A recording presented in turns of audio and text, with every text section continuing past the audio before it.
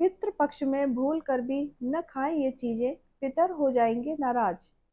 हिंदू धर्म में पितृ पक्ष का बेहद खास महत्व है।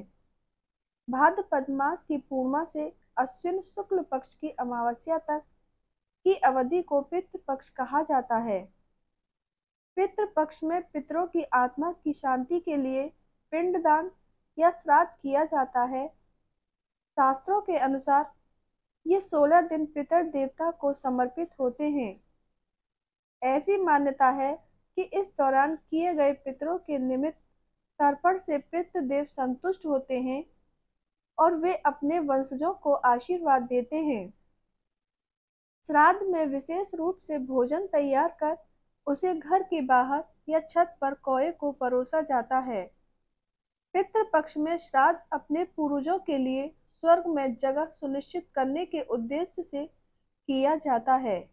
लेकिन कुछ ऐसे खाद्य पदार्थ हैं जो पितृ पक्ष में वर्जित बताए गए हैं।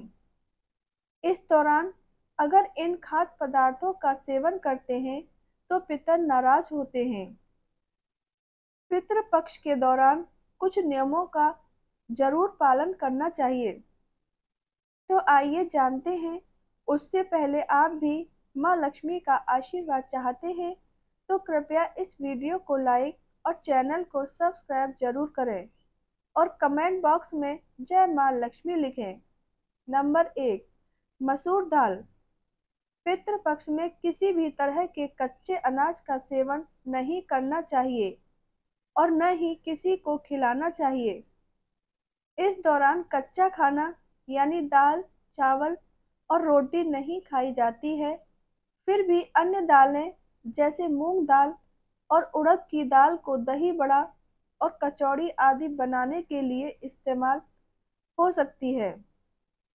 लेकिन मसूर की दाल किसी भी रूप में श्राद्ध के दौरान नहीं प्रयोग की जाती है, क्योंकि इसका संबंध मंगल ग्रह से है जो क्रोध का कारक माना जाता है। इसलिए इसका सेवन नहीं करना चाहिए। नंबर 2, चना का सेवन। पितृ पक्ष के दौरान चना और इससे बनी चीजों जैसे कि बेसन, चने की दाल, मिठाई आदि नहीं खानी चाहिए, क्योंकि ये चीजें पितरों को अर्पित नहीं की जाती है। पितृ पक्ष के दौरान चना नहीं खाना चाहिए, यह अशुभ माना जाता है। नंबर 3, मांस मदिरा। पितृ पक्ष के दिनों में मांस और मदिरा का सेवन भूल कर भी न करें। इससे पितृ नाराज हो जाते हैं और इसका सीधा असर वंश पर पड़ता है। इसके अलावा लहसुन और प्याज को तामसिक भोजन के रूप में जानते हैं। इसलिए पितृ पक्ष के दौरान इन दोनों का सेवन बिल्कुल भी न करें। पितृ पक्ष में सात्विक भोजन करना चाहिए ताकि मन में सादगी बनी रहे। नंबर 4, न करें इन सब्जियों का सेवन। ऐसी मान्यता है कि पितृ पक्ष के दौरान गाजर, मूली, पेठा, छोला, काला नमक और बैंगन आदि का सेवन नहीं करना चाहिए। इनका संबंध राहु से होता है। इनकी गिनती अशुद्ध सब्जियों में होती है। साथ ही पितृ पक्ष के दौरान अरबी, आलू, करेला, कंद आदि का सेवन भी नहीं करना चाहिए। नंबर 5, पके चावल।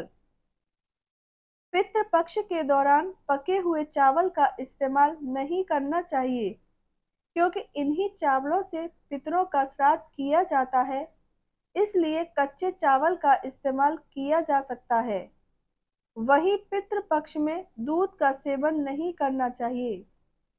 हालांकि आप जिस दिन पितरों की तिथि है उस दिन उनके नाम से खीर बना सकते हैं। दरअसल खीर को पितरों का भोजन माना गया है, इसलिए खीर का सेवन आप कर सकते हैं। नंबर 6, धार्मिक मान्यताओं के अनुसार पितृ पक्ष में तोरई, लौकी इत्यादि सब्जियों का सेवन नहीं करना चाहिए। दरअसल शास्त्रों में ऐसा उल्लेख किया गया है कि पितृ पक्ष में वैसी सब्जियों का सेवन बिल्कुल भी नहीं करना चाहिए जिसे बनाते समय पानी निकलता हो। कहने का तात्पर्य यह है कि पितृपक्ष में अमावस्या, श्राद्ध, पर्यत तक पानी वाले सब्जियों के सेवन से दूर रहना चाहिए। कहते हैं कि जो इस पितृपक्ष में इस शास्त्रीय नियम का पालन करते हैं, उन्हें पितरों का भरपूर आशीर्वाद प्राप्त होता है। नंबर 7, बासी खाना। अगर आपके घर में श्राद्ध है तो जिसे भोजन कराया जा रहा हो उसे और भोजन कराने वाले दोनों को बासी खाने से बिल्कुल दूर रहना चाहिए। ऐसी मान्यता है कि इन दिनों में बासी खाना नहीं खाना चाहिए। पितृपक्ष में रखें इन बातों का ध्यान। नंबर 1, श्राद्ध कर्म में गेहूं, सरसों, जौ, धान और कंगनी से पूरित भोजन से पितर तृप्त होते हैं। जहां श्राद्ध कर्म करना हो उस स्थान पर थोड़े से काले तिल बिखेरना चाहिए ताकि वहां से अपवित्र शक्तियां चली जाएं और अपने पितरों का आगमन हो। नंबर 2, श्राद्ध में पिंडों को गाय या बकरी को खिला दें अथवा बहते हुए पानी में छोड़ दें। वहीं श्राद्ध के समय एक हाथ से पिंडदान एवं अग्नि में आहुति दें और तर्पण दोनों हाथों से करें। नंबर 3, पितृपक्ष में ऐसी मान्यता है कि श्राद्ध कर्म के वक्त ब्राह्मण को भोजन करवाते समय परोसने के बर्तन दोनों हाथों से पकड़ कर लाने चाहिए। एक हाथ से लाए गए पात्र से परोसा हुआ भोजन राक्षसों को जाता है। नंबर 4, पितृपक्ष में अपने पूर्वजों का श्राद्ध सदैव अपने ही घर में या फिर अपनी ही भूमि में करना चाहिए। दूसरों की भूमि पर श्राद्ध नहीं करना चाहिए। वन, पर्वत, तीर्थ स्थान एवं मंदिर दूसरों की भूमि नहीं माने जाते क्योंकि इन पर किसी का स्वामित्व नहीं माना गया है। अतः इन स्थानों पर श्राद्ध किया जा सकता है। नंबर 5, श्राद्ध में ये चीजें होना जरूरी माना गया है: गंगाजल, दूध, शहद, कुश और तिल। केले के पत्ते पर श्राद्ध का भोजन न परोसें। सोना, चांदी, कांसे, तांबे के पात्र उत्तम हैं।